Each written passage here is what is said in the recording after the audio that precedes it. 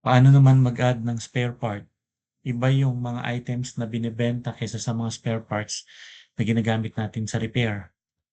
Dito pa rin sa add inventory, pero spare parts manager. Okay, ang isang halimbawa, game console, na PlayStation 5. No, PlayStation 5 Pro. So, gusto mong ilagay na spare parts HDMI port. Ang presyo niya, for example, is 125 euro kasama na yung pag-installation. Add mo yan.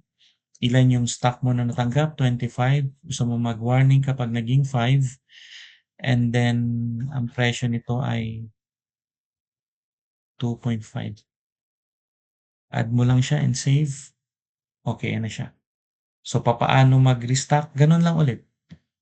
Pwede dito or pwedeng mas mabilis sa inventory. Inventory list.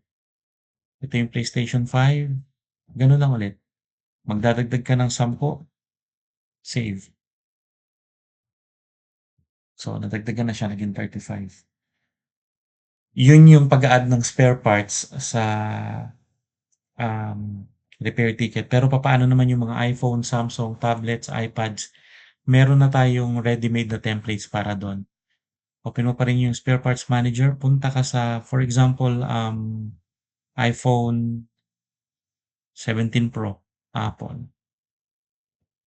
17 Pro. Wala pa siyang spare parts. Pwede mong i-import yung mga spare parts ng iPhone. So, ito yung iPhone spare parts. Ito yung sa iPad. iPhone spare parts. Ito ay wala tong home button. So, remove natin yung home button.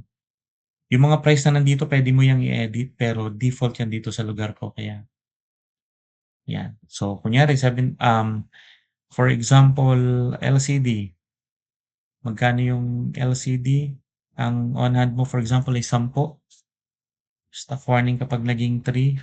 Ang retail price namin ng 17 is, for example, $575. Save mo lang siya. So, meron kang 10 pieces. So, gano'n naman kapag spare parts. Meron na tayong nakalink na mga spare parts na pwede mong i-clone. Yung templates, pwede kang gumawa ng sarili mong templates. Pwede mong i-edit 'to, dagdagan, bawasan, baguhin. Gano'n lang kadali. Ngayon, saan ginagamit yung spare parts? Yung spare parts, ito yung ginagamit natin sa repair. For example, pumasok yung 17 Pro na yun kanina. Ang customer nasa database niya, si Juan Luna. Next natin. Sabi ko kanina ay iPhone 17 Pro. 17 Pro. Next. Ang spare parts ay yung nilagay natin to, LCD. 575. Add selected. Maglagay ka ng note. Walang display. Wala ding SIM card tray. Okay, add selected. Next, passcode 12345 6. For example lang, maglagay ka ng technician kung gusto mo or ayaw mo, bahala ka. Then create ticket. Then, i-print mo na yung repair tickets. Again, 80mm yung thermal printer na ginagamit. Ito yung barcode na ini-scan ng mga customer. Kasi itong repair ticket na to para to sa customer. Pag pinrint mo, ibibigay mo yan sa kanila. Ang barcode, pag in-scan nila, makikita nila yung status ng phone na nire-repair mo. Print mo rin yung label na ilalagay mo sa likod ng telepono. Close.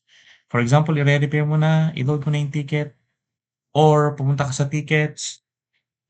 Ito na yung ginawa natin, iPhone 17 Pro. Open natin yan.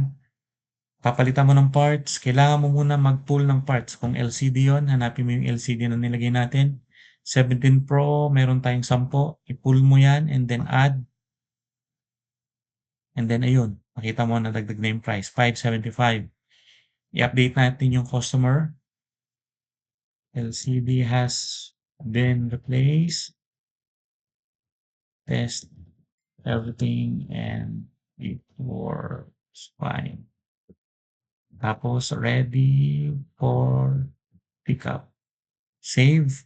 Saan makikita ng customer yan? Yung ini-scan na barcode kanina na pinakita ko. Baguhin mo yung ticket status. Lagay mong ready for pickup. Pakita ko sa iyo yung sinabi ko kanina na pag in-scan ng customer, ito yon.